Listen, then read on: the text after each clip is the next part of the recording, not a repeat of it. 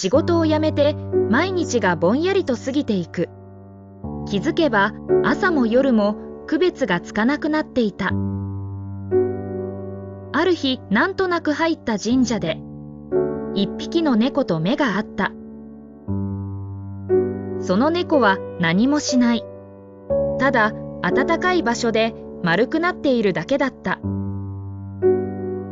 時間が止まったような静けさの中で、なんだか自分も何もしなくていいような気がした。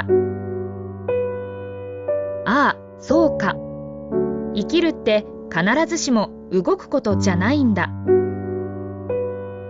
それでいいんだよ。そんな声がどこかから聞こえたような気がした。頑張らなくていい。誰かの役に立たなくても今日は今日でいい。